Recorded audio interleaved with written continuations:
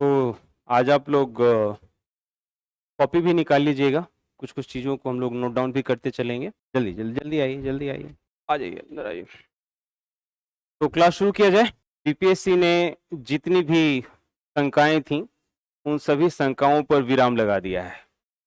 पाठ्यक्रम की घोषणा हो चुकी है और सामान्य अध्ययन के अंतर्गत स्पष्ट रूप से लिखा गया स्वतंत्रता आंदोलन इतिहास से एक विषय होगा जो पूछा जाएगा। स्वतंत्रता आंदोलन का जो तात्पर्य मैंने निकाला वह यह है कि बीपीएससी आधुनिक भारत के इतिहास से प्रश्न लेगा। नहीं, आधुनिक भारत का इतिहास, इतिहास के 4 खंड, विश्व का इतिहास, प्राचीन भारत का इतिहास, मध्यकाल का इतिहास और आधुनिक भारत का इतिहास। तो सीधे इसकी शुरुआत कहां से बीपीएससी ने लिया है? आधुनिक भारत के इतिहास से लिया है। और ऐसा करके मुझे लगता है बीपीएससी ने थोड़ी आपकी मदद भी की है, क्योंकि इतिहास काफी विस्तृत था और सिर्फ आधुनिक भारत का इतिहास पूछकर उसने आप लोगों के पाठ्यक्रम को थोड़ा सरल बना दिया है। मैं आपको बता दूं कि यूं तो इतिहास के हर हिस्से काफी रोचक है, लेकिन आधुनिक भारत का इतिहास सबसे ज्यादा रोचक है। और आधुनिक भारत के इतिहास को समझना कोई काफी कठिन मामला नहीं है, ये काफी आसान है। आधुनिक भारत के इतिहास का कालक्रम सही मायने में शुरुआत कब से होता है, आप लोग बता सकते हैं क्या? 1885 भारतीय राष्ट्रीय कांग्रेस की स्थापना। लेकिन मैं कहता हूं कि आपको आधुनिक भारत के इतिहास को यूरोपियों के आगमन से लेना चाहिए। ऐसा मैं क्यों कहता हूं, इसके पीछे का तर्क है, क्योंकि यूरोपियों के आने के साथ भारत में एक नए तरीके के शासन को देखने को मिला। माना जाता है, मैं जो कह रहा हूं उसको थोड़ा समझने का प्रयास कीजिए, क्योंकि आप चूंकि शिक्षा के लिए जा रहे हैं तो अंग्रेजों के द्वारा शिक्षा के क्षेत्र में कुछ परिवर्तन किए गए थे। जैसे वुड डिस्पैच को लेकर आपको जानना चाहिए। कंपनी के शासन के अंतर्गत और 1857 से लेकर 1947 के बीच में भी बहुत सारे ऐसे अधिनियम आए जिसका प्रत्यक्ष संबंध शिक्षा सुधार या शिक्षा को बढ़ावा को लेकर था। प्रथम विश्वविद्यालय की स्थापना हो या फिर यहाँ पे बहुत सारे ऐसे एजुकेशनल इंस्टीट्यूशन की स्थापना की बात हो जो अंग्रेजों के समय में हुआ। भारतीय राष्ट्रीय आंदोलन एक पक्ष तो है जो बिहार लोक सेवा आयोग ने अपने पाठ्यक्रम में घोषित किया है, लेकिन मैं आपको बता दूं कि थोड़ी होशियारी यह भी है कि थोड़े पीछे से पृष्ठभूमि ले ली जाए और थोड़ा आगे की पृष्ठभूमि भी ली जाए। जैसे शिक्षा के अधिकार को शामिल करना, ये थोड़ा संविधान का हिस्सा बनता है, एकदम थोड़ा सा हिस्सा है ये। या फिर आपको मौलिक अधिकार के रूप में बात करना या मौलिक कर्तव्य के रूप में बात करना, जो शिक्षा को यानी 6 से 14 वर्ष के बच्चों को कोई भी गार्जियन अपने बच्चों को अनिवार्य रूप से शिक्षा देगा, ये मौलिक कर्तव्य है। ये क्या है? फंडामेंटल ड्यूटी है। तो आप ये कदापि ना समझे कि इस पाठ्यक्रम में ये वर्णन नहीं किया है कि हमें संविधान का वो हिस्सा पढ़ के जाना है, लेकिन ऐसा अनुमान है कि प्रश्न वहां से उठाए जा सकते हैं, क्योंकि उसका सीधा संबंध कहां से है? शिक्षा सुधार से है ना? क्योंकि एक जो कॉर्नर बीपीएससी ने लिखा है वह है जनरल अवेयरनेस, सामान्य जागरूकता। तो आप सामान्य जागरूकता के कॉलम में वैसे हिस्सों को जरूर रखिए जो काफी पॉपुलर है। उसका संबंध पॉलिटी से भी हो सकता है, उसका संबंध भूगोल तो स्पष्ट रूप से लिखा भी है कि पढ़ के आना है। तो वैसे जो बहुत प्रमुख बातें हैं उसको जरूर जानना चाहिए। और ज्यादा फोकस किस पे करना चाहिए? ज्यादा फोकस राष्ट्रीय आंदोलन पे करना चाहिए। तो हम लोग जो भारत का इतिहास पढ़ेंगे वो यूरोपियों के आगमन से शुरू करेंगे और संविधान के प्रावधानों तक पहुंचेंगे जहां पे शिक्षा के बारे में कुछ सुधार दिखाई देती है। क्लियर है? तो मूलतः हमारा जो टाइमलाइन होगा आधुनिक भारत के इतिहास का वह 1498 ईस्वी से शुरू होगा और ये 1950 तक जाएगा। आधुनिक भारत के इतिहास में हम लोग इतना करेंगे। यहां तक कोई समस्या तो नहीं है जो मैंने अभी बात की? ऐसे आधुनिक भारत के इतिहास में देखा जाए, राष्ट्रीय आंदोलन की शुरुआत भारत में राष्ट्रवाद के उदय के साथ होता है। आप लोगों को मैंने पहले भी बताया था कि राष्ट्र के रूप में भारत कब अपने आप को पहचानता है। एक अंश होता है जिसमें पंडित जवाहरलाल नेहरू लोगों के बीच पहुंचते हैं और लोग भारत माता की जय के जयकारे लगाते हैं। तो ये जो भारत माता की जय है, तो पंडित नेहरू का ये कहना होता है कि जो तुम ये भारत माता की जयकारे लगाते हो, तो कौन है भारत माता? नहीं, कौन है भारत माता? लोगों के अंदर वो भारत को लेकर काफी कंसेप्ट था ही नहीं। वहां से लोगों के अंदर राष्ट्रवाद की भावना को जगाना और फिर स्वतंत्रता आंदोलन में उन्हें शामिल करवाना और फिर संविधान में यह वायदा करना कि मैं लोकतंत्र की स्थापना कर रहा हूं और लोकतंत्र में आपको ऐसे ऐसे अधिकार दिए जाएंगे और उसको देना और फिर उसको चरितार्थ करना, ये सभी के संबंध कहीं ना कहीं आधुनिक भारत के इतिहास से ही है। नहीं तो हम लोग एक एक करके सबसे पहले तो ये समझने का प्रयास करेंगे कि इसमें कौन कौन से अध्याय हैं और सबसे ज्यादा महत्वपूर्ण कौन है ना। तो सबसे पहले तो आप हमें लिख लीजिए, जो मैं यहां पर लिखता हूं, अनुक्रमांक, या आप कह सकते हैं अंग्रेजी में कंटेंट्स।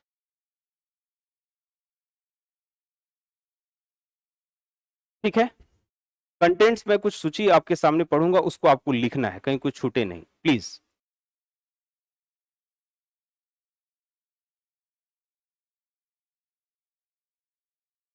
चलिए, सबसे पहला जो आपको लिखना है, सबसे पहला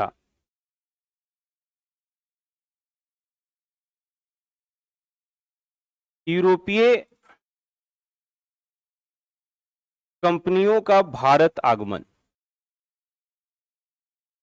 यूरोपीय कंपनियों का भारत आगमन, ये बहुत महत्वपूर्ण नहीं है, लेकिन एक क्रम तो जानना ही पड़ेगा। जैसे बहुत पॉपुलर सवाल है, भारत के समुद्री रास्ता की खोज किसने की? ये आप सामान्य अध्ययन के अंदर भी ला सकते हैं इसे, है ना। जो तो वो आप लिखिए, ये यहां से इसी तरीके की पॉपुलर चीजों को हम लोग लेंगे। दूसरा दूसरा जो चैप्टर है, ब्रिटिश कंपनी द्वारा भारत का विजय। ब्रिटिश कंपनी के द्वारा, दूसरा पॉइंट लिखिए, दूसरा पॉइंट,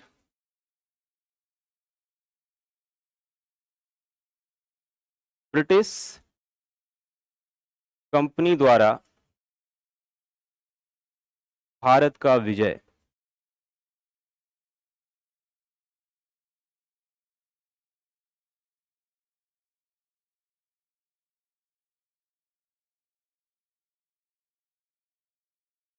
ठीक है,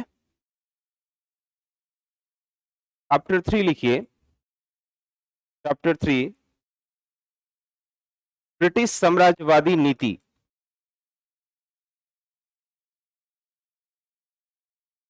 ब्रिटिश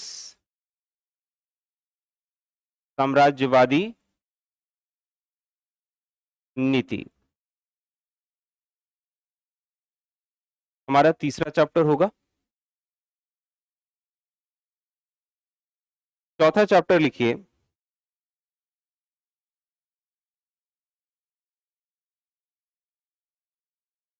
ब्रिटिश कालीन, ब्रिटिश कालीन प्रमुख अधिनियम। ब्रिटिश कालीन प्रमुख अधिनियम। ब्रिटिश कालीन प्रमुख अधिनियम, यानी जो 1757 से लेकर 1947 के बीच में जो बहुत प्रमुख कानून आए, मैं अधिकतर उस पॉइंट्स पे फोकस करूंगा जो एजुकेशन से संबंधित होगा। ठीक है, चलिए नेक्स्ट पॉइंट लिखिए,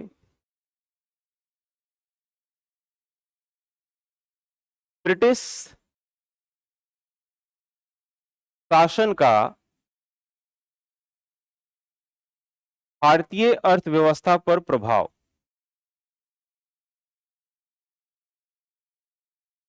भारतीय अर्थव्यवस्था पर प्रभाव। छठा पॉइंट लिखिएगा, ब्रिटिश शासन का ब्रिटिश शासन का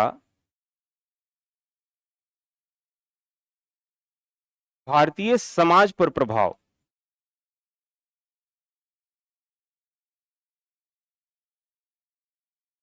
ब्रिटिश समाज पर प्रभाव।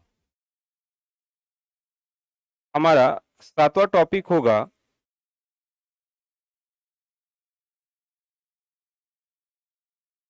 ब्रिटिश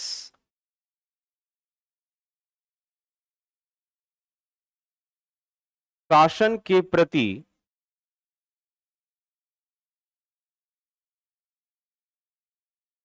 भारतीयों की प्रतिक्रिया।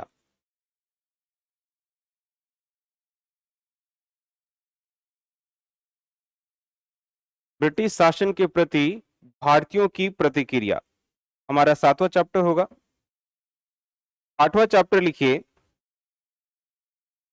आधुनिक भारतीय, लिखिए आधुनिक भारतीय सामाजिक एवं धार्मिक आंदोलन। 8वां चैप्टर होगा सामाजिक एवं धार्मिक आंदोलन। सामाजिक एवं धार्मिक आंदोलन।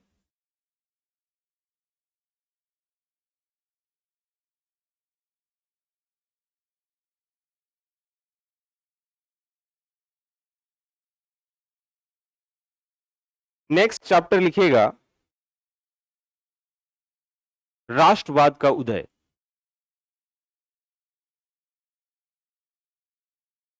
राष्ट्रवाद का उदय। 10वां चैप्टर लिखिए राष्ट्रीय आंदोलन प्रथम भाग।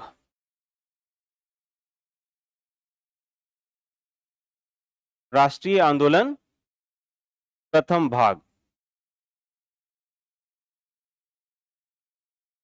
11 नंबर टॉपिक होगा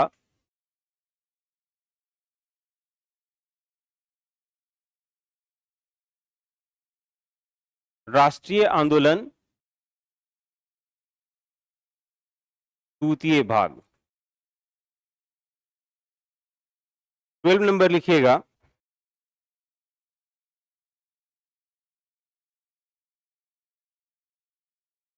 राष्ट्रीय आंदोलन में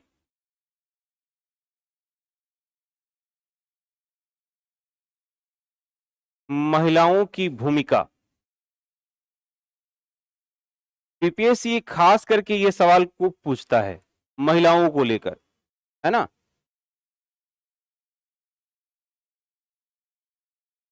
नेक्स्ट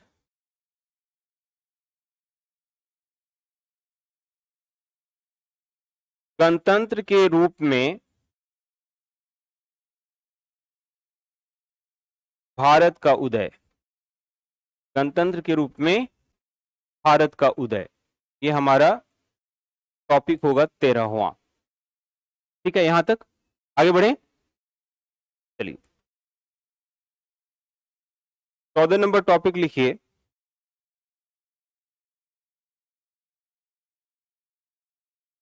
स्वतंत्रता प्राप्ति के समय के महत्वपूर्ण घटनाक्रम। यानी स्वतंत्रता के आसपास, यानी कि 1950, थोड़ा पहले भी और थोड़ा बाद भी कौन कौन से ऐसे महत्वपूर्ण घटनाक्रम रहे। ये हमारे 14 टॉपिक हैं। खास करके मैंने उन्हीं टॉपिक को इंक्लूड करना जरूरी समझा, इससे आपको आधुनिक भारत के इतिहास का सारा कंसेप्ट भी बन जाए और बहुत ज्यादा विस्तार भी ना हो। नहीं तो मैं आपको बताऊं कि यही क्लास यदि सीएसई की रही होती तो आधुनिक भारत का इतिहास काफी विस्तृत टॉपिक होता, काफी विस्तृत होता। हम लोग इसे अगर लगातार करें तो कोई 1.5 महीने से भी कम समय में हम लोगों का सारा टॉपिक कंप्लीट हो जाएगा। प्रत्येक दिन एक क्लास चलता रहे तब। क्लियर है। बहुत ज्यादा समय नहीं लेते हुए हम लोग अगले, मतलब इस शुरुआत के अगले चरण में चलते हैं, जो होगा आधुनिक भारत के इतिहास का कालक्रम। आधुनिक भारत के इतिहास का कालक्रम। आपको मैं बताऊं कि कालक्रम पर यदि कमांड नहीं है तो आपको बहुत सारे तथ्य समझ में नहीं आएंगे, एक, और इस सिर्फ कालक्रम के दोहराव के माध्यम से बहुत सारे सवालों को आप आसानी से बना सकते हैं। बहुत सारे सवालों का कहां कहां से कैसा सवाल बनता है, मैं इस कालक्रम को बताते समय आपके सामने वो रखता जाऊंगा। जैसे लिखिए, सबसे पहला जो इंपॉर्टेंट साल है, सबसे पहला जो इंपॉर्टेंट साल होगा उसे आप लिखिए। सबसे पहला तो शुरुआत करते हैं 1498 ईस्वी।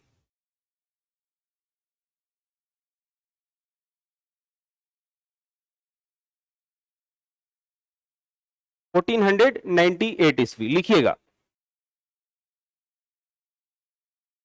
वास्को डिगामा, वास्को डिगामा के द्वारा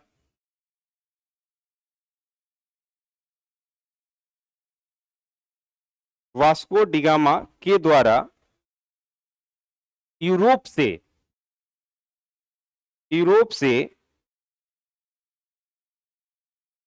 भारत तक की, यूरोप से भारत तक की समुद्री रास्ते की खोज, समुद्री रास्ते की खोज। यहां से एक दो सवाल पूछ लेता है, जैसे भारत की खोज किसने की थी, तो वास्को डिगामा ने की थी। भारत की खोज मतलब भारत के समुद्री रास्ते की खोज किसने की थी, ठीक है। फिर दूसरा क्वेश्चन पूछ देता है कि वास्को डिगामा कहां का रहने वाला था, पुर्तगाल का रहने वाला था, वह यूरोप का रहने वाला था, ठीक है। तो ये प्रथम यूरोपीय था, ये प्रथम यूरोपीय था, यह प्रथम यूरोपीय था जो भारत आया था। क्लियर है। चलिए नेक्स्ट टाइमलाइन लिखिएगा। नेक्स्ट 1600 ईस्वी, 1600 ईस्वी। नेक्स्ट टाइमलाइन लिखिए। हाँ हाँ, लिख सकते हैं, लिख सकते हैं। 1498 में मैंने आपको बताया, एक बार फिर से लाइन दोहराइएगा।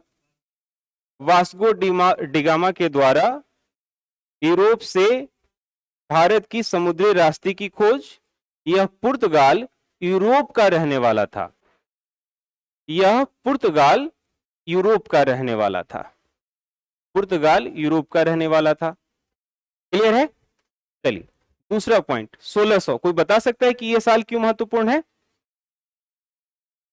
लिखिए, बहुत अच्छे। ईस्ट इंडिया कंपनी की स्थापना, लिखिए ईस्ट इंडिया कंपनी की स्थापना, ब्रैकेट में लिखिए लंदन में, ठीक है, ब्रैकेट में लिख लीजिए London.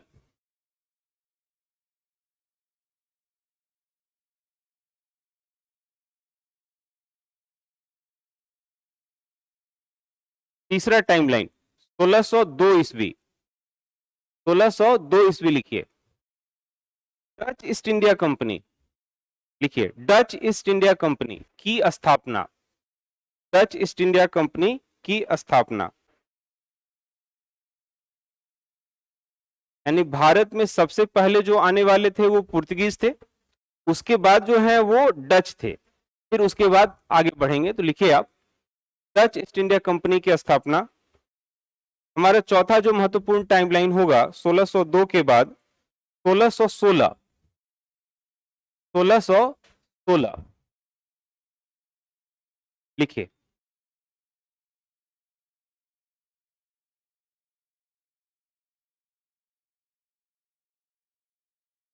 1616 Dennis East India Company की स्थापना। डेनिस, ये भी यूरोपीय थे। हाँ Danish, Danish, Danish East India Company की स्थापना। फिर 1664 ईस्वी कंपनी की स्थापना, डेनिस ईस्ट इंडिया कंपनी की स्थापना। हो गया। नेक्स्ट लिखिए 1664 फ्रेंच ईस्ट इंडिया कंपनी की स्थापना।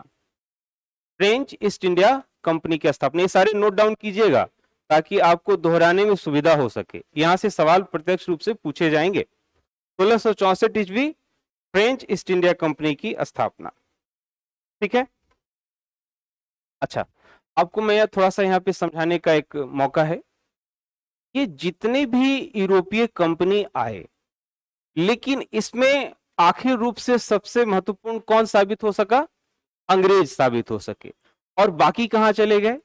आपको मैं बताऊं कि पुर्तगीज और ब्रिटिशर्स ही आपस में बने रहे, यहां पर बने रहे। पुर्तगीज भारत के एक खास हिस्से में अपने आप को सीमित कर लिए, इसीलिए वो बने रहे। बाकियों ने संघर्ष का रास्ता अपनाया। कितनी दफा प्रतियोगी परीक्षाओं में सवाल के रूप में पूछ दिया जाता है, जैसे फ्रेंच और ब्रिटिश ईस्ट इंडिया कंपनी के बीच काफी लड़ाइयां हुई, है ना, तो उन लड़ाइयों का वर्ष पूछ लिया जाता है। या फिर कितनी दफा यह भी प्रश्न ले लिया जाता है कि फ्रेंच ईस्ट इंडिया कंपनी थी वो भारत में एस्टेब्लाइज क्यों नहीं हो सकी। तो आप यहां देखिएगा, इस काल के आसपास फ्रेंच में भी रिवॉल्यूशन जैसी स्थिति बन गई थी और वहां पर क्या हो गया था? सत्ता का परिवर्तन हो गया था। और फ्रेंच में सत्ता के परिवर्तन से क्या हुआ? वो अपनी पूरी ऊर्जा के साथ भारत में बने नहीं रहे। आपको मैं थोड़ा और सूचित करूं, यहां पर और थोड़ा अपग्रेड करूं कि फ्रांसीसियों के साथ टीपू सुल्तान जो मैसूर के थे, उनके संबंध काफी अच्छे थे। इतिहास के पन्नों में यह कहा जाता है कि यदि फ्रेंच रिवॉल्यूशन नहीं हुआ होता 1789 का, तो हो सकता था कि टीपू सुल्तान नहीं हारते और अंग्रेजों का दक्षिण भारत का विस्तार का जो अभियान था वो सीमित हो जाता। क्लियर है? ये सब एक दूसरे से जुड़े हुए तथ्य थे। बहरहाल हम लोगों को बहुत इनसाइड यहां पर नहीं जाना है। हम लोग जल्द से जल्द चाहेंगे कि भारतीय राष्ट्रीय आंदोलन के तथ्यों को ज्यादा स्पष्ट रूप से करें। चलिए हम अगला टाइमलाइन की ओर आगे बढ़ते हैं। हमारा अगला टाइमलाइन है 1746 टू 48। ये क्यों महत्वपूर्ण था, लिखिएगा इसके बारे में। प्रथम आंग्ल फ्रांस युद्ध, प्रथम आंग्ल फ्रांस युद्ध, प्रथम आंग्ल फ्रांस युद्ध।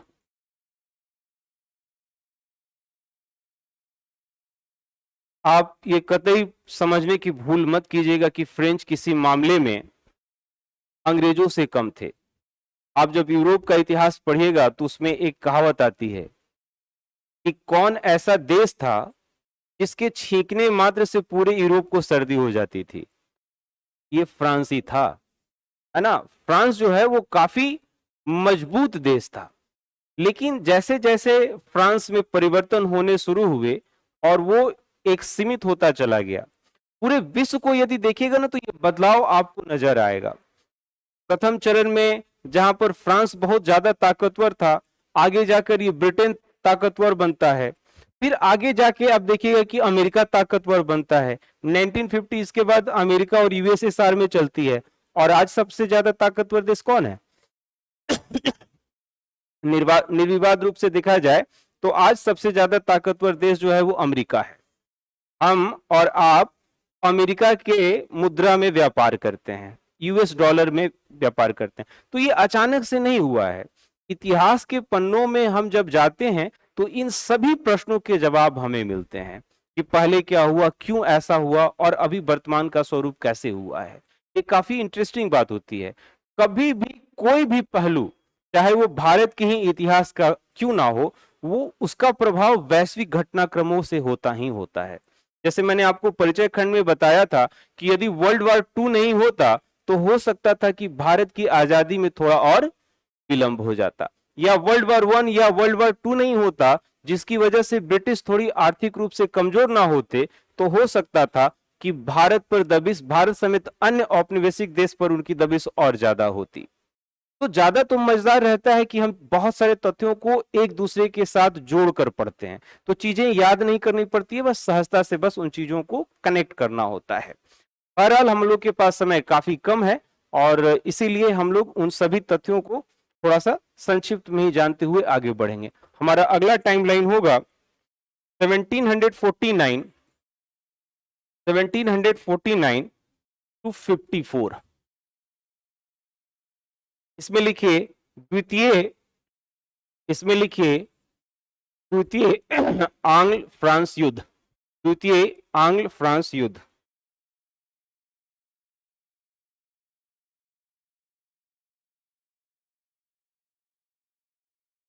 ठीक है,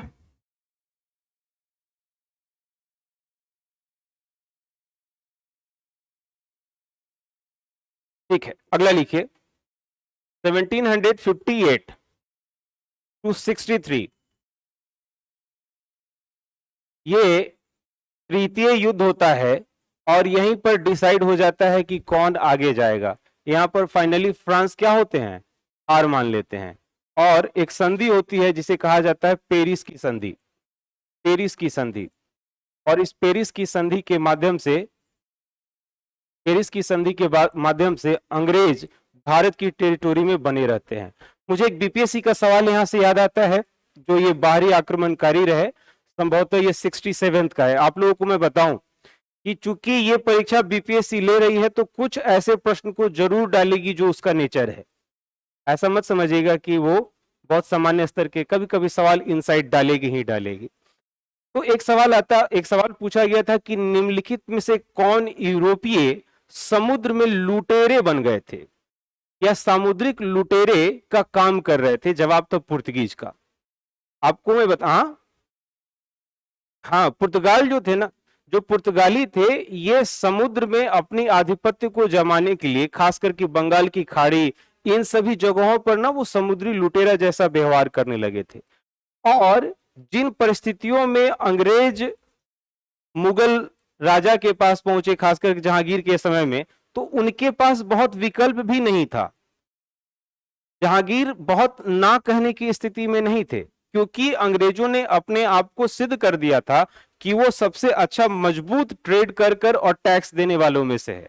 तो इसीलिए जहांगीर ने उनके पक्ष को ज्यादा मजबूत माना और पूरे भारत में उन्हें क्या किया, व्यापार करने का अधिकार दिया।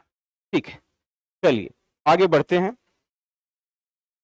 अब हम लोग यहां से, यानी कि जो पुर्तगीज के आक्रमण थे, इसे थोड़ा बस यहां तक कंप्लीट करते हैं।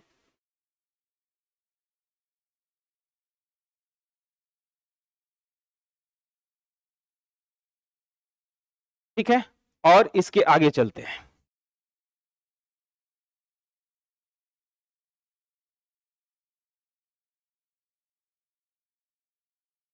लिखिएगा 1855-56।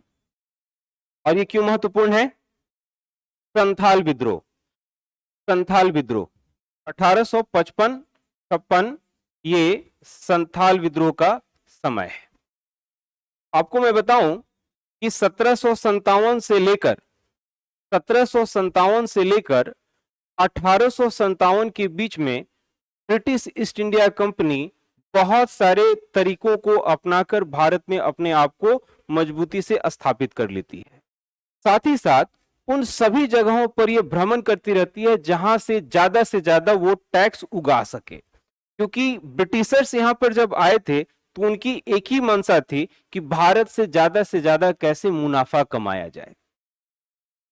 बाकी शासन व्यवस्थाओं में ऐसा देखने को मिला, खास करके मुगल या फिर उसके पहले, कि ये यहाँ की शासन व्यवस्था में आने के बाद वो यहीं के हो के रह गए। लेकिन ब्रिटिशर्स कभी ऐसा नहीं चाहते थे।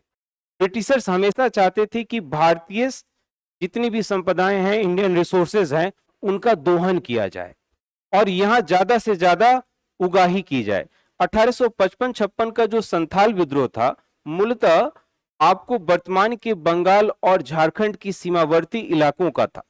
यहां पर दो जातियां थीं, एक थी पहाड़िया और दूसरी थी संथाल। पहाड़िया जो थी ये झूम खेती में विश्वास करती थी। झूम खेती का मतलब हमेशा शिफ्टिंग एग्रीकल्चर इसे बोलते हैं, स्लैश एंड बर्न एग्रीकल्चर भी बोलते हैं। एक खास जमीन के हिस्से को साफ सफाई करना, खेती करना और फिर आगे बढ़ जाना। अंग्रेजों को समस्या ये थी कि इनके ऊपर आसानी से टैक्स वो आरोपित नहीं कर सकते थे और इनको लगता था कि इस जमीन का खूब सदुपयोग नहीं हो रहा है। तभी इनकी नजर संथालों पर पड़ी और ये संथाल काफी मेहनती थे तुलनात्मक रूप से पहाड़ियों से। तो संथालों को सबसे पहले पहाड़ियों के खिलाफ इन्होंने तैयार किया और संथालों से उनके द्वारा छोड़े गए जमीनों को खूब बेहतर ढंग से कृषि योग्य बनाया। और जब कृषि योग्य हो गया तब उसके बाद उनके ऊपर काफी कर आरोपित कर दिया गया और इस कर आरोपित का विरोध संथालों ने किया। बहुत सारे इतिहासकारों ने तो माना कि भारत की स्वतंत्रता आंदोलन के लिए जो लोगों के अंदर चेतना जगाने का काम पहली दफा संथालों ने किया। यदि आप लोग बीपीएससी का मेंस लिख रहे होते तो संथाल विद्रोह से सवाल आता ही आता है और प्रीलिम्स में भी ये सवाल पूछा ही जाता है। तो संथाल विद्रोह से जो संबंधित तथ्य है ना, इसको थोड़ा आपको समझना ही चाहिए। क्यों? क्योंकि इसकी पृष्ठभूमि अभी वर्तमान में झारखंड बन गया है, लेकिन इसकी पृष्ठभूमि थोड़ी बिहार के इतिहास से जुड़ी हुई है। तो संथाल एक महत्वपूर्ण टॉपिक था। चलिए दूसरा जो महत्वपूर्ण समय है वो 1857 ईस्वी का है। 1857 ईस्वी का जो विद्रोह है इसके बारे में आप लिखिए। इसको कहा जाता है प्रथम स्वतंत्रता आंदोलन, प्रथम स्वतंत्रता आंदोलन या सिपाही विद्रोह। इस तथ्य को थोड़ा मैं विवेचित करता हूं, लिखना आपको सिर्फ दो ही शब्द है। एक शब्द आप लिख लीजिए प्रथम स्वतंत्रता आंदोलन और दूसरा शब्द लिख लीजिए सिपाही विद्रोह, लेकिन इससे संबंधित तथ्यों को ध्यानपूर्वक सुनना है। तो 1857 के आते आते लगभग ब्रिटिशर्स पूरे भारत में फैल जाते हैं और बहुत सारे तरीकों को अपनाकर, जैसे एक तरीका था व्यपगत का सिद्धांत, आप लोगों ने सुना ही होगा, डॉक्ट्रिन ऑफ लैप्स कहते थे। इसके अंतर्गत क्या होता था कि कोई भी राजा जो अंग्रेजों के साथ एक समझौते में जाता था और उन अंग्रेजों के चाल में फंसकर राजा को ऐसे विवश कर दिया जाता था कि राजा जो था वो अंग्रेजों का पेंशन भोगी बन जाता था, अंग्रेजों के पेंशन पर निर्भर होने लगता था और अंग्रेज अब धीरे धीरे राजा को काबू में पाने के बाद उस पेंशन को भी वापस लेने के चक्कर में होते थे। और इसी संदर्भ में उन्होंने एक कानून बनाया व्यपगत का सिद्धांत। आपसे प्रश्न पूछ दिया जाएगा कि किस गवर्नर जनरल के दौरान व्यपगत का सिद्धांत का उद्भव हुआ? लॉर्ड डलहौजी, सही आपने कहा, डलहौजी के समय में यह हुआ था। तो एक कहानी जुड़ जाती है झांसी के राजा से। झांसी की राजा का देहांत होता है, उनकी पत्नी जो झांसी की रानी लक्ष्मीबाई हैं एक बच्चे को गोद लेती हैं और अंग्रेज उस बच्चे को मान्यता देने से इनकार कर देते हैं कि नहीं, उस बच्चे को मैं कोई भी पेंशन की राशि नहीं दूंगा। तो इस दौरान तक क्या होता है कि बहुत सारे जो देसी रियासतों के राजा थे वो अंग्रेजों से खार खाए हुए होते हैं, सबके मन में एक विद्रोह की भावना होती है, लेकिन पहल करे कौन? यूं कह सकते हैं कि चारों तरफ बारूद लगा हुआ था, उस बारूद की ढेर पर आग लगाए कौन? किसी एक हुंकार की आवश्यकता थी, तो बहुत सारे विद्रोह देखने को मिले। एक विद्रोह की 1857 की जो विद्रोह है जिसको लेकर मैंने सिपाही विद्रोह कहा, इसकी शुरुआत होती है मंगल पांडे के द्वारा। मंगल पांडे मेरठ कैंटोनमेंट में भारतीय सिपाही हैं और इस आंदोलन की शुरुआत का जो मामला है वो थोड़ा धार्मिक है। उस समय अंग्रेज की जो सेना होती है, कंपनी की सेना होती है, उसमें रॉयल इनफील्ड की सप्लाई की जाती है और इस रॉयल इनफील्ड की जो कारतूस है उस कारतूस में जो एक चर्बी का इस्तेमाल किया जाता है वो गाय एवं सुअर की चर्बी का होता है। तो भारतीय समाज के लिए काफी अलग एक धार्मिक मामला बन जाता है। साथ ही साथ भारतीय समाज में विदेश यात्रा को लेकर काफी असहजता है, इसे धार्मिक दृष्टिकोण से बहुत अच्छा नहीं माना जाता है, लेकिन भारतीयों की पोस्टिंग पहली दफा समुद्री रास्ते के माध्यम से दूसरे जगह भी होने लगती है, तो भारतीयों को लगने लगता है कि ये हमारे धर्म और आस्था पर अंग्रेजों के द्वारा किया गया एक प्रहार है ना। नतीजा, सबसे पहले मंगल पांडे विद्रोह करते हैं और उन्हीं के बहाने उनके पीछे पीछे बहुत सारे राजा जो दबे हुए होते हैं, जो अपनी बस इंतजार कर रहे होते हैं किसी हवा का, वो सभी विद्रोह में उतर आते हैं। लक्ष्मीबाई का भी विद्रोह होता है बिहार में। आपको वीर कुंवर सिंह पर सवाल पूछ लेता है, बीपीएससी का कोई भी प्रश्न आप उठाइए और वीर कुंवर सिंह पर सवाल ना हो, 1857 की क्रांति पर सवाल ना हो, ऐसा हो ही नहीं सकता, है ना। तो 1857 की क्रांति जब होती है तब इतिहासकार अलग अलग ढंग से इसे देखते हैं। जैसे पश्चिम के इतिहासकार कहते हैं ये कुछ नहीं था, महज एक सिपाही विद्रोह था। एक सवाल यहां से बीपीएससी ने फिर लिया है, पीछे आप प्रश्न संग्रह देखिएगा तो बीडी सावरकर हैं, जिन्हें वीर सावरकर भी कहते हैं, उन्होंने एक किताब ही लिखी 1857 the first revolution of Indian, मतलब भारत का ये पहला स्वतंत्रता संग्राम था। सवाल आपसे पूछ देता है कितनी दफा कि 1857 की क्रांति को सबसे पहले भारत का पहला स्वतंत्रता आंदोलन किसने संबोधित किया था, तो उत्तर क्या हो जाएगा, बीडी सावरकर। क्या उत्तर हो जाएगा, बीडी सावरकर। ये सवाल आपको आता ही आता है। और यहां से क्या होता है ना कि आप देखिएगा अंग्रेजों के कदम पीछे हट जाते हैं, जो ईस्ट इंडिया कंपनी है उसको बंद कर दिया जाता है, गवर्नर जनरल का जो पद है उसको खत्म कर दिया जाता है और एक नए पद की शुरुआत की जाती है वायसराय की। कौन सी पद की शुरुआत की जाती है, वायसराय की। अब यहां से आपको एक सवाल और पूछ दिया जाता है, अंतिम गवर्नर जनरल कौन था और प्रथम वायसराय कौन था, कैनिंग। कैनिंग के समय में यह घटना हुआ था, यह सवाल आपके सामने आता है, ठीक है। और साथ ही साथ यहां पर देखिए कि जैसे ही ब्रिटिश क्राउन यहां पर आता है, यानी कि 1857 से लेकर 1947 तक जो भारत में शासन होता है वो ब्रिटिश क्राउन के माध्यम से होता है। तो जैसे ही ब्रिटिश क्राउन आता है तो भारत में भी राजनीतिक चेतना का विकास होने लगता है। तो बहुत सारे जो विकास होते हैं, जिस प्रकार से 1857 की क्रांति तो होती है लेकिन एक सफल क्रांति नहीं होती है। ऐसा इसलिए मैं कह रहा हूं क्योंकि सफल क्रांति के लिए जो योजना चाहिए था और जो आपस में समन्वय चाहिए था, कोऑर्डिनेशन चाहिए था, वो भारतीयों में देखने को नहीं मिलता है। आपको मैं यह बताऊं कि कोई 80 साल का बूढ़ा बाबू वीर कुंवर सिंह आरा की जमीन से जगदीशपुर से अंग्रेजों का विरोध कर रहा होता है तो उसके पड़ोसी जगह छपरा से, जहां पर अभी आप छपरा जानते होंगे, तो वहां के जो लोकल राजा थे वो अंग्रेजों का सपोर्ट कर रहे थे। बीपीएससी एक सवाल और लेता है जो मुझे याद आता है यहां से कि निम्नलिखित में से कौन ऐसा वर्ग था जो 1857 की क्रांति में शामिल नहीं था। ये एक सवाल है ना। यानी कि जो मैं टाइमलाइन आपको बता रहा हूं, मैं आपको उसी दृष्टिकोण से बता रहा हूं कि आपको संक्षिप्त रूप में, संक्षिप्त समय में आपके सभी पाठ्यक्रम से क्या क्या महत्वपूर्ण सवाल अब तक पूछे गए हैं और क्या क्या सवाल पूछे जा सकते हैं, उन सभी की व्याख्या मैं करते हुए चलूंगा, ठीक है। तो 1857 से देखिए कितना महत्वपूर्ण है और यहां से कितने सारे सवाल बनते हैं। तो उसमें आपको जो देसी रियासत है, जैसे कि हथुआ नरेश है, सपोर्ट नहीं किए, या फिर जो कुलीन वर्ग था जो भारतीय समाज का, उसने सपोर्ट नहीं किया। किसान जो थे, छोटे किसान शामिल हुए लेकिन बड़े जमींदार शामिल नहीं हुए, सिवाय किसके, जगदीशपुर के जमींदार कौन, बाबू वीर कुंवर सिंह के, ठीक है। तो बहुत सारे लोग इनके खिलाफ नजर आए। चलिए, तो 1857 के बाद आप देखिएगा कि भारत में राजनीतिक चेतना का विकास होता है और इस राजनीतिक चेतना के विकास होना कोई आश्चर्यजनक घटना नहीं थी, इसके पीछे भी कारण था। कारण यह था, एक नाम यहां से आएगा दादा भाई नौरोजी का।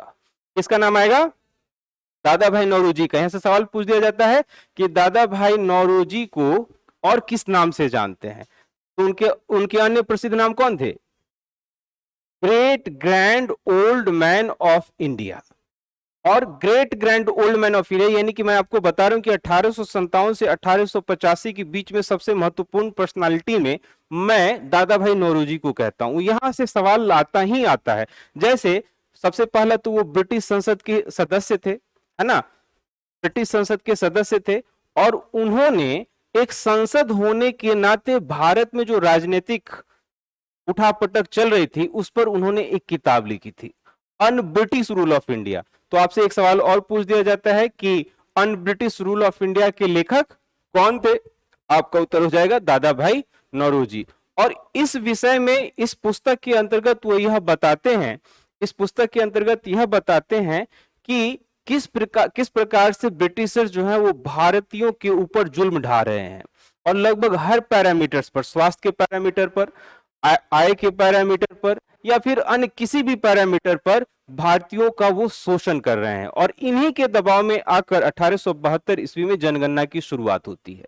तो भारत में जिस प्रकार से 1857 में अलग अलग प्रयास किए गए, भारत में भी बहुत सारे लोगों ने राजनीतिक डेवलपमेंट को लेकर अलग अलग प्रयास किया कि भारत के लोगों को कम से कम बताया जाए कि तुम मान लो कि तुम गुलाम हो।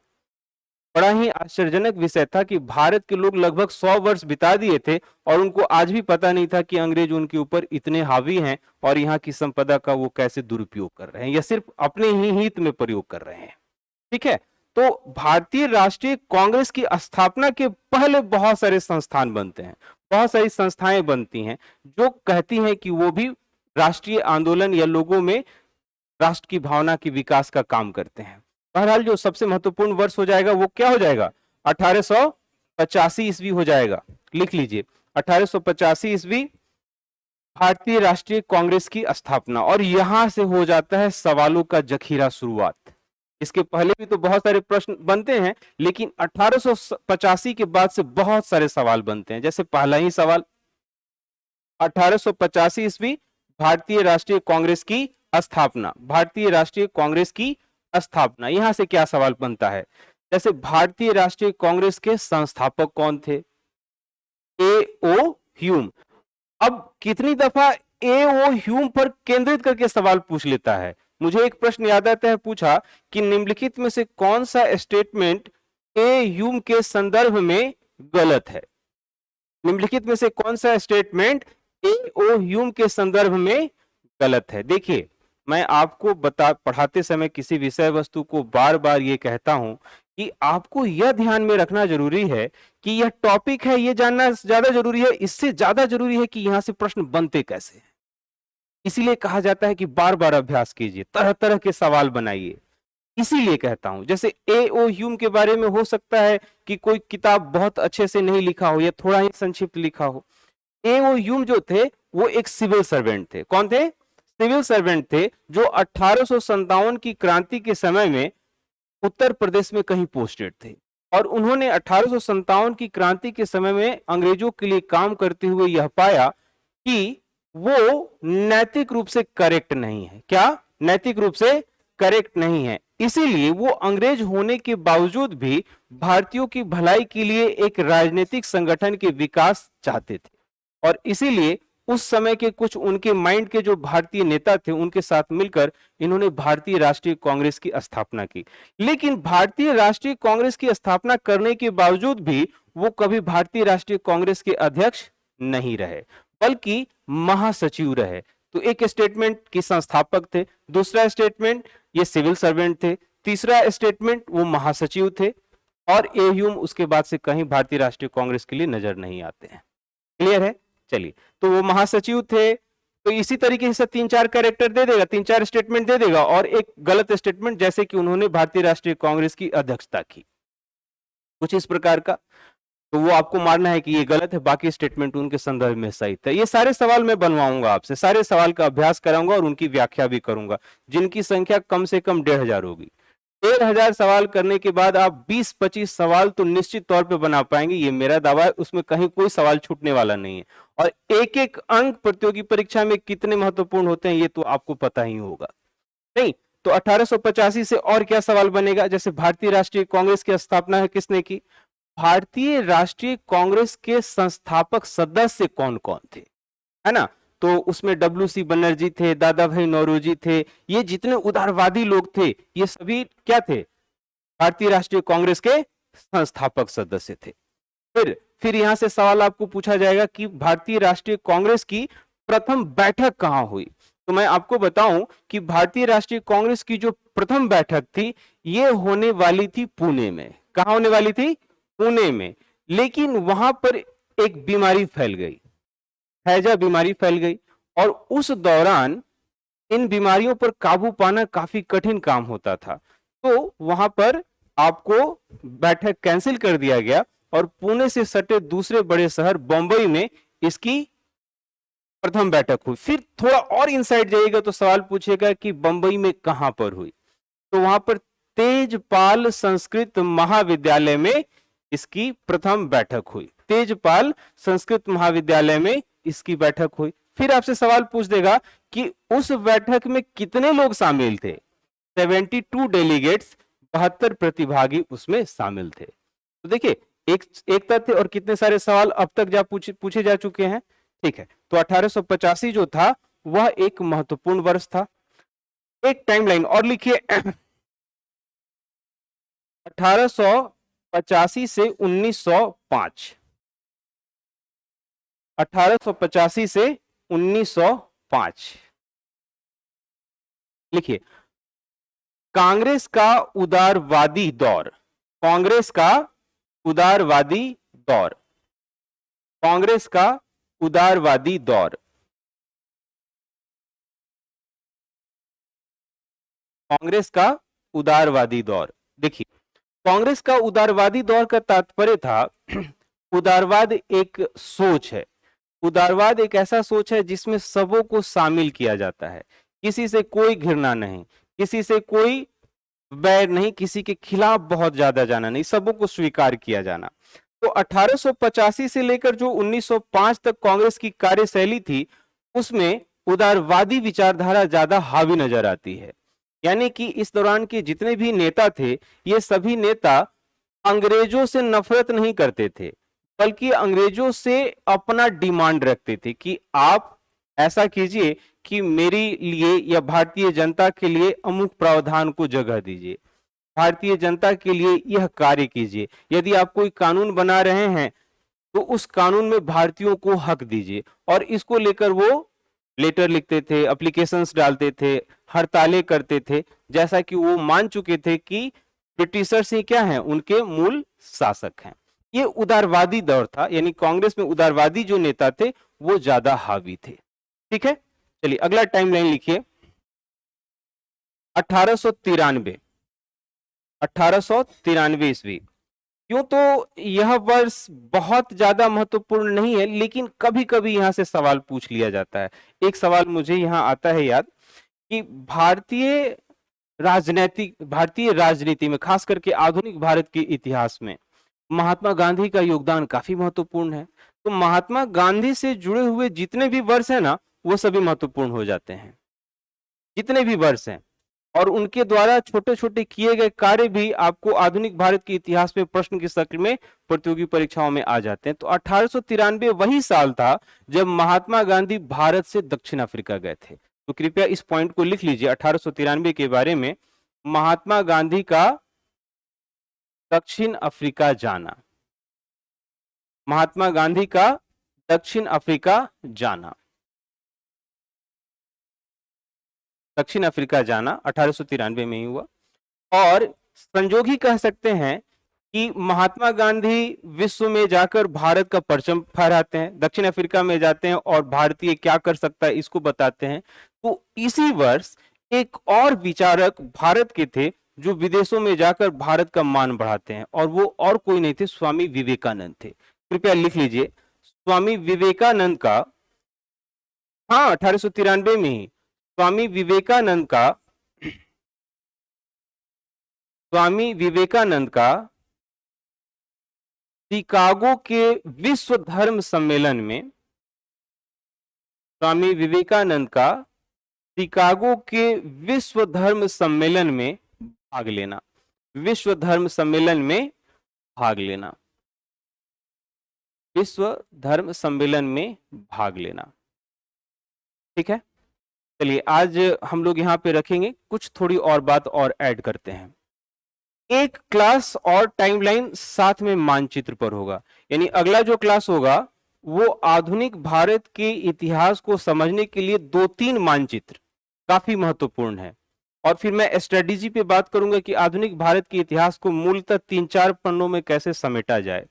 जैसे आपको मैं बताऊं कि आधुनिक भारत के इतिहास में कुछ घटनाक्रम काफी महत्वपूर्ण रहा जो काफी प्रश्न के रूप में आपके सामने आया।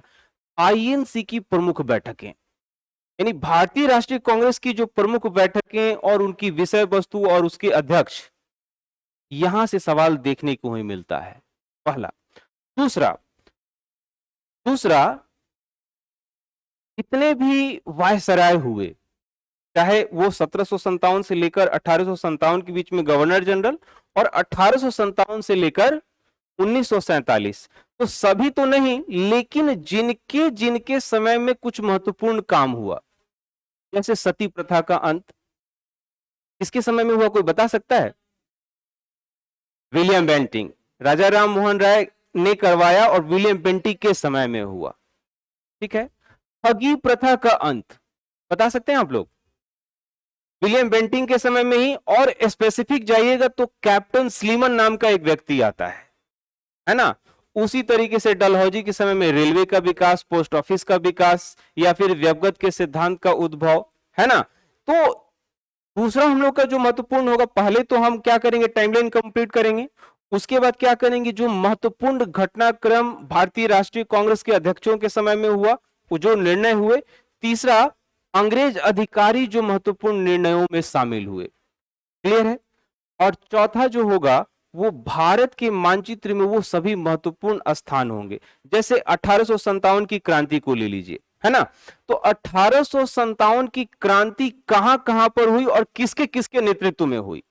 जैसे आपको लखनऊ में बेगम हजरत महल, लखनऊ में कौन, बेगम हजरत महल। उसी तरीके से बिहार के आपको, है ना, या फिर आपको दिल्ली में आप जाइए तो अंतिम मुगल शासक था उसके समय में बहादुर शाह जफर द्वितीय, है ना। तो कितनी दफा और इनसाइड सवाल बीपीएससी ले जाता है, तो पता है क्या पूछता है कि दोनों पक्ष में कौन थे, अंग्रेज के पक्ष से कौन ऑफिसर था, किसको हराया, या फिर कोई अंग्रेज अफसर को हराया गया तो वो कौन थे। इस तरीके से हम लोग मानचित्र में उन जगहों को चिन्हित करेंगे जो 1857 की क्रांति में काफी अहम रहे।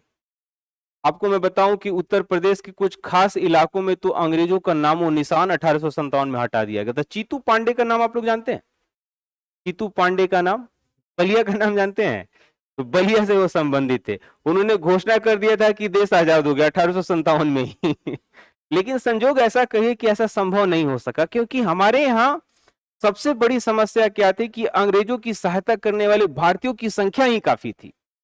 तभी तो देश जब आजाद हुआ तो 565 देसी रियासत थे वहां से यहाँ पर, 565 देसी रियासत, छोटे छोटे 565 राजा जो थे वो अंग्रेजों की सहायता करते करते 1947 तक थे।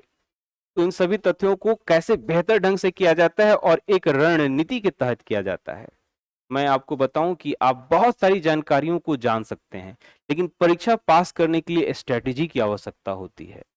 टॉपिक को समझने से ज्यादा यह जरूरी है कि यहां से प्रश्न कितने प्रकार के बन सकते हैं। अगर ये हो गया तो मामला बन जाता है। यानी कि नॉलेज एक्वायर करना या एजुकेट होना ये एक अलग बात होता है, और परीक्षा पास करना एक अलग बात होता है। अक्सर आप सुनते होइएगा कि लगातार सेट प्रैक्टिस करना जरूरी है। इसके पीछे कारण होता है कि प्रतियोगी परीक्षा की दुनिया में कोई भी किताब पूरा नहीं होता। कोई भी किताब से पूरा का पूरा सवाल पूछा जाता है क्या? क्या ये स्कूल की परीक्षाएं होती हैं कि जो स्कूल पढ़ाया जाएगा वहीं से लिया जाएगा प्रश्न? तो कोई भी किताब नहीं पूछा जाएगा। इसका मतलब यही हुआ कि उस टॉपिक को पूछा जाएगा, और उस टॉपिक से तो बहुत सारे सवाल बनते हैं। मैं कोशिश करूंगा हर टॉपिक से जितने भी सवाल बन सकते हैं उसके बारे में डिस्कस करूं, है ना। और ये अनुभव से आता है, और यही चीज आपके रिजल्ट के लिए जरूरी है। ठीक है, मैं उम्मीद करता हूं आज का क्लास आप लोग को समझ में आया होगा। यदि आप लोगों के मन में कोई सवाल आता हो तो आप लोग पूछ सकते हैं, अन्यथा आज की क्लास में यहीं रोकूंगा। कोई सवाल है यहाँ तक? नहीं है? बस अगले क्लास में लगातार बने रहिए। अगले क्लास में जैसे जैसे मैंने बताया है, एक दो क्लास थोड़ा पेस धीरे चलेगा, लेकिन जैसे ही रिदम और आगे आएगा, मैं उम्मीद करता हूँ और भी लोग आ जाएंगे, तो फिर हम लोग और तेजी से क्लास को आगे बढ़ाएंगे। धन्यवाद।